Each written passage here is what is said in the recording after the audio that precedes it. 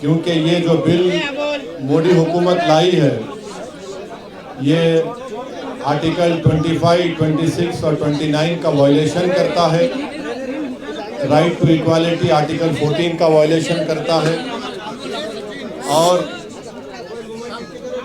ये बिल लाया गया है, इसका मकसद एक ही है कि मुसलमानों से उनकी वक्फ की प्रॉपर्टीज़ को छीन लिया जाए।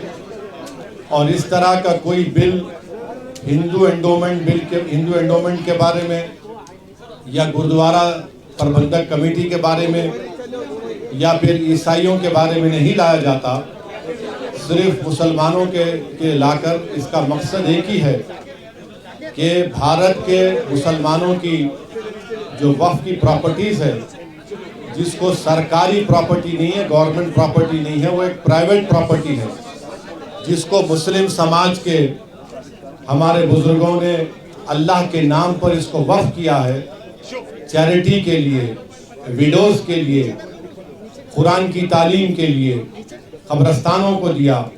तो ये सब चीज़ें मोदी सरकार इसको ख़त्म करने के लिए इस तरह के बिल को लाया।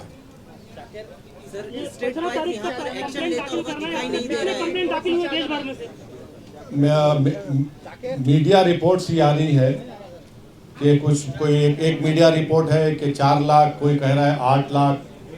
तो 15 सितंबर तक टाइम है।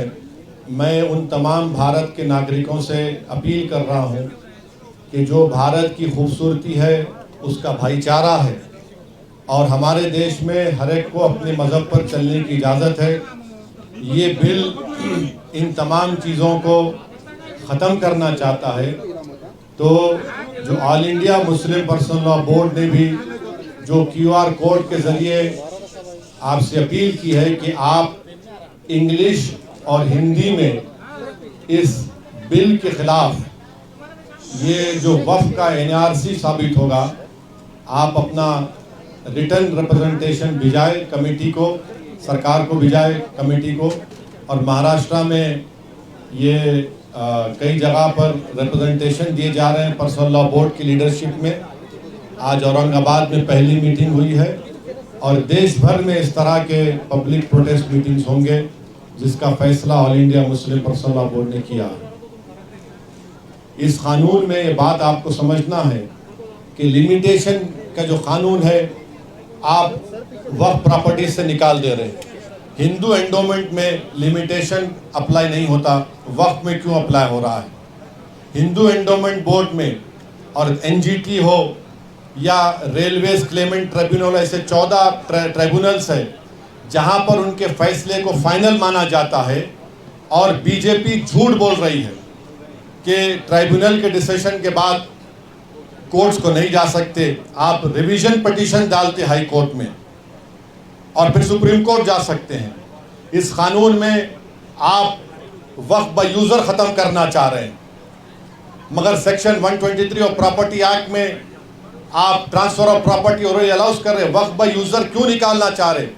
क्योंकि मोदी ये बोल रहे हैं कि 200 साल पुराने कागज़ लेकर आओ, और कागज़ नहीं निकलेगा तो वो उस प्रॉपर्टीज़ को कब्जा करना चाहते हैं।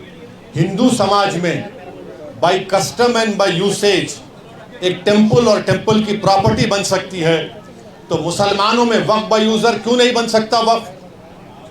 मोदी सरकार कलेक्टर को इतना पावर दे रही है कि कलेक्टर अगर इंक्वायरी जब करेगा किसी प्रॉपर्टी, कोई भी प्रॉपर्टी के बारे में वक्फ की, तो जब तक वो प्रॉपर्टी इंक्वायरी मुकम्मल नहीं करता, वो प्रॉपर्टी वक्फ की नहीं रहेगी।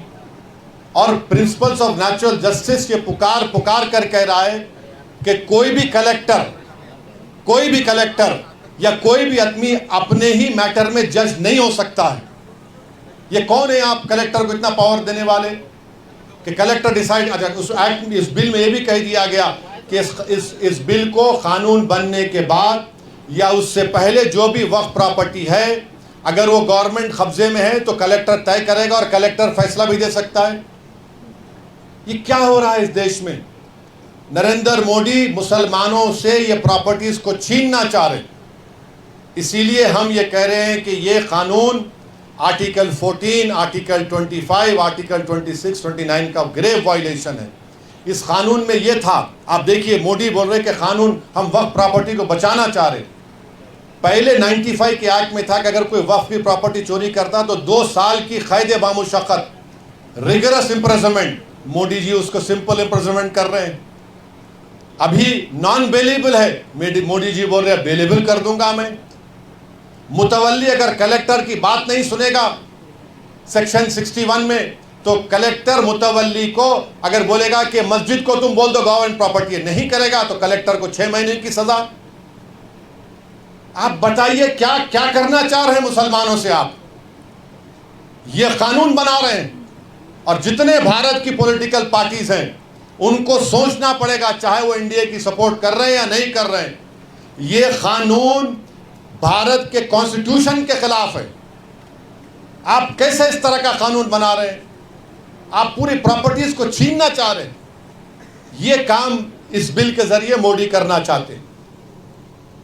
सर, अगर एंटीलिया की बात की जाए तो उसमें कई सारे वक्फ के मेंबरान थे, उन्होंने नॉन वक्फ प्रॉपर्टी उसे घोषित किया है, तो उनको आप एक्शन लीजिए, उनको हटाइए। और वो मैटर सुप्रीम कोर्ट में है।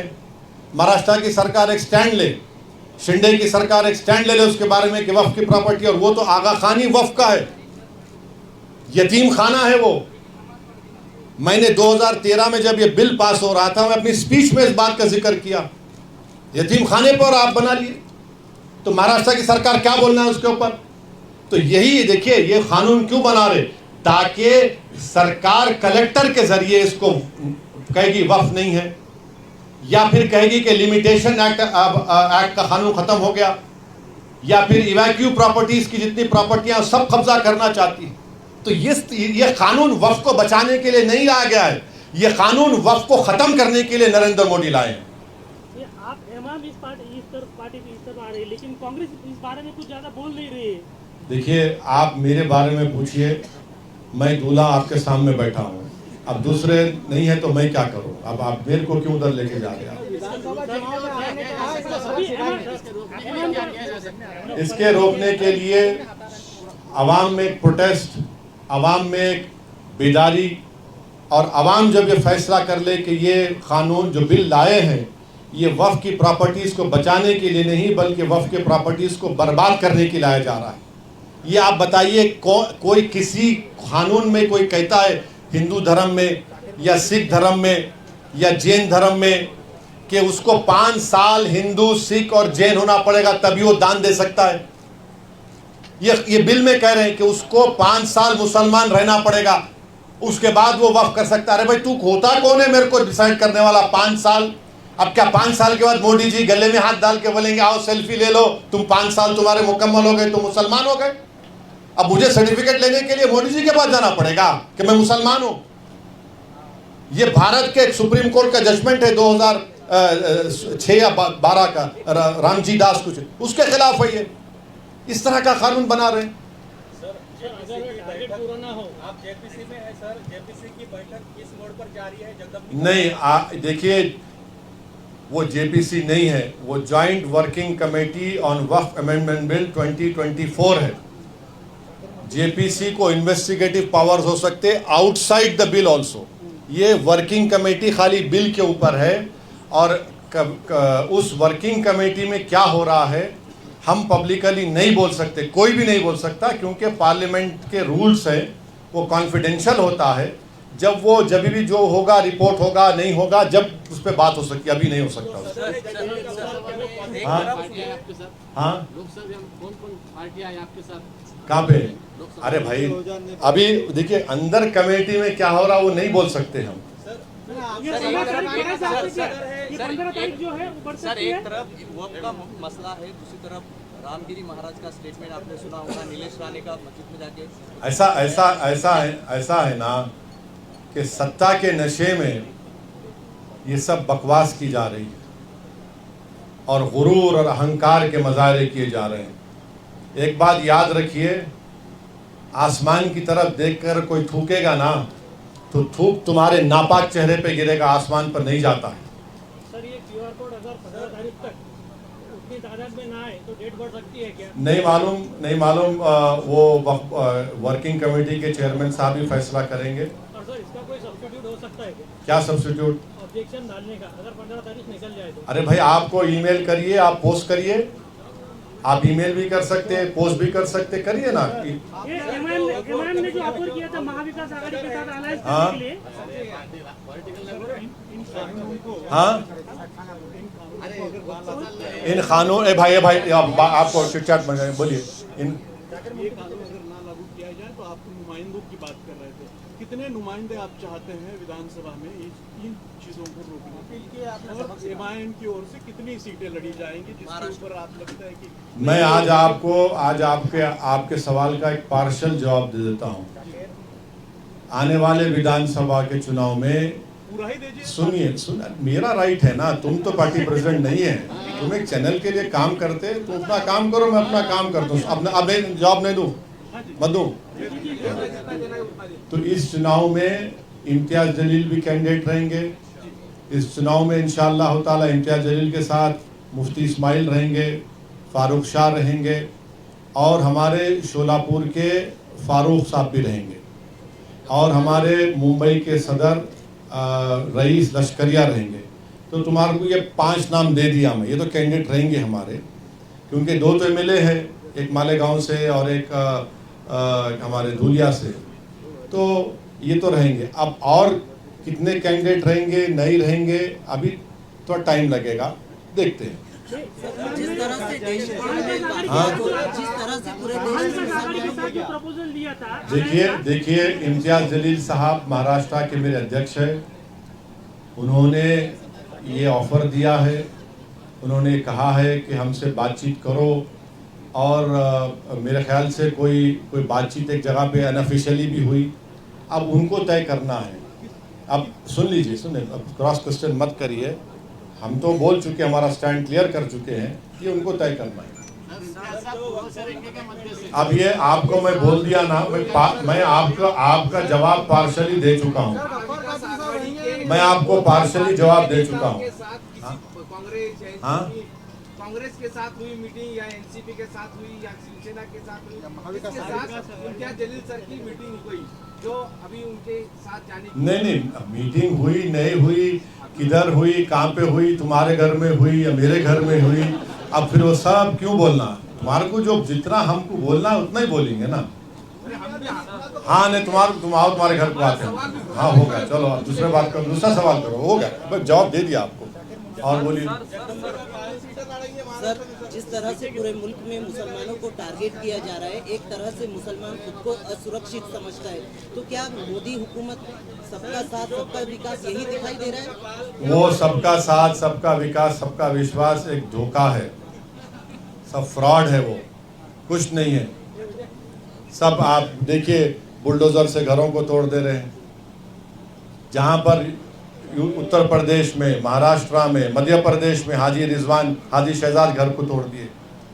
वही एक सुभान खान हरियाणा का, खम्मम तेलंगाना में है, मेवाती मुसलमान है, लेबरर है, 70% हैंडीकैप है। सुभान खान बुलडोजर चला के ये अपने जेवीसी को चलाकर 9 लोगों की जान बचा कर लाया। ये मोदी के बुलडोजर में और सुभान खान के बुलडोजर में फर्क है। हम जान बचाने के लिए इस्तेमाल करते, वो जानों को बर्बाद करने के लिए इस्तेमाल करते। जिस तरह सुप्रीम कोर्ट, हाँ देखिए, मीडिया में सुनिए सुन तो लीजिए, आप बोल दिए ना। मीडिया में ये रिपोर्ट हुआ था कि जनाब अजीत पवार ने कहा कि हम महाराष्ट्र के विकास के लिए सपोर्ट किए, सेकुलरिज्म पे हम कॉम्प्रोमाइज नहीं किए। हम उनको सवाल कर रहे हैं, अगर आप नहीं किए तो फिर इस बिल की मुखालिफत करिए ना आप। हम जनाब अजीत पवार से बोलना चाह रहे हैं, आप इसकी मुखालिफत करो, इसका अपोज करो। और हम इन एकनाथ शिंदे को बोलना चाह रहे, छत्रपति शिवाजी महाराज को आप इतना बोलते हैं, इतना मानते हैं, तो रत्नागिरी की वो मस्जिद, जो दरगाह जहां पर 652 एकड़ जमीन छत्रपति शिवाजी महाराज ने दी, 250 साल का रिकॉर्ड है, वक्फ छत्रपति शिवाजी ने किया, तुमको उसका भी ख्याल नहीं है। सर, जम्मू कश्मीर में आप चुनाव लड़ेंगे? नहीं लड़ेंगे। चलिए, हो गया। Thank you sir, thank you.